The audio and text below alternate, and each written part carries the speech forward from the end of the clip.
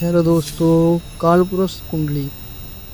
नमस्कार दोस्तों, यदि चैनल पर नए हो तो सब्सक्राइब जरूर करिएगा। आज हम आपको बताएंगे काल पुरुष कुंडली। इसके बारे में आज हम आपको पूरी संपूर्ण जानकारी देंगे। ठीक है, तो पहले हम सबसे पहले कुंडली कंप्लीट कर लेते हैं। काल पुरुष की कुंडली मेष लग्न से शुरू होगी। मेष, मेष के बाद वृष, वृष के बाद मिथुन, मिथुन के बाद कर्क, कर्क के बाद सिंह, सिंह के बाद कन्या, कन्या के बाद तुला, वृश्चिक, धनु, मकर, कुंभ और ये मीन। ठीक है, इस प्रकार से हमें 12 राशि व्यवस्थित तरीके से बैठा लेना है, क्योंकि काल पुरुष कुंडली जो है वो इसी के आधार पर चलेगी अब।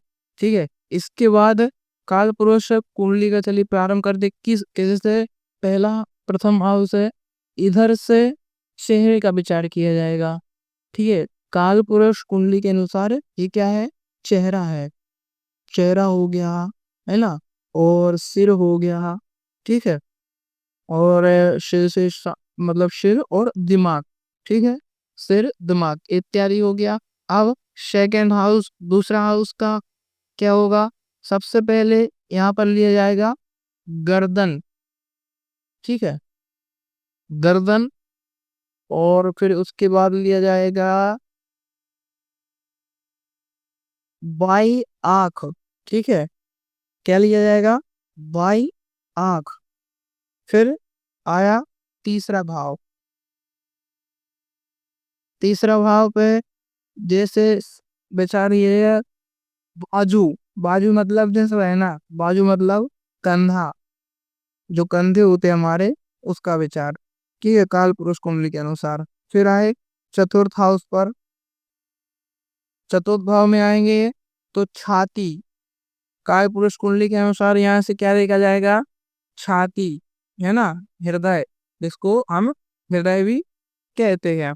इसके बाद आए पांचवें भाव पर पंचम भाव। पंचम भाव का काल पुरुष कुंडली के अनुसार पेट।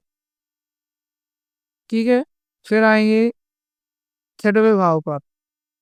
काल पुरुष कुंडली के अनुसार छठवें भाव में क्या होगा? धुनी। धुनी समझ रहे हैं? कमर के, देखिए, धुनी से नीचे का हिस्सा। ठीक है, कमर मतलब, अरे जैसे धुनी मतलब कमर। ठीक है, कमर के नीचे या फिर कमर भी ले सकते हैं। यहाँ तक काल पुरुष कुंडली का वो अंग रहेगा।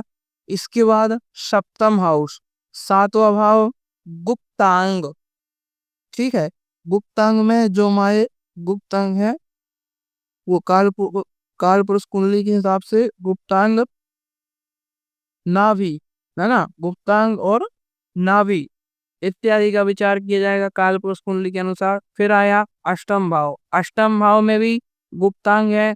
गुप्तांग कैसे? जैसे शौच आदि होते हैं ना, शौच से संबंधित चीजें जो भी है हमारे गुप्तांग की, वो सभी शौच स्थान इत्यादि देखा जाएगा। फिर आएंगे नवम भाव पर। तो नवम भाव पर क्या रहेगा? जंघा। ठीक है, नवम भाव से क्या होगा? जंघा का विचार होगा। उसके बाद आएंगे 10 भाव गए, तो यहाँ पर हम लिख रहे हैं घुटना। काल पुरुष कुंडली के अनुसार क्या विचार होगा? यहाँ पर क्या आएगा? घुटना आएगा। फिर इसके बाद 11th हाउस में क्या होगा? ये होता है पिडलियां। पिडलियां मतलब पैर के जो पीछे के हिस्से हैं, उनको पिनिया कहा जाता है। ठीक है, मेरे हिसाब से आप समझ रहे होंगे। अब आते हैं 12वें भाव में। तो यहाँ से पैर, और यहाँ पर हम बाई आंख लिए थे, यहाँ पर हम लेंगे दाएं आंख। ठीक है, ये दाई आंख हो गई काल पुरुष कुंडली के हिसाब से। देखिए, पूरे 12 भाव में, 12 पूरे 12 भाव में सभी अंग आ रहे हैं। इसी प्रकार से पूरी काल पुरुष कुंडली के नियमानुसार पूरे 12 भाव में सभी अंग दिए गए हैं, और इन्हीं अंग से, इन्हीं अंगों के द्वारा हमें फिर विचार करना चाहिए देख करके कि काल पुरुष कुंडली में कौन सा अंग कहाँ आ रहा है।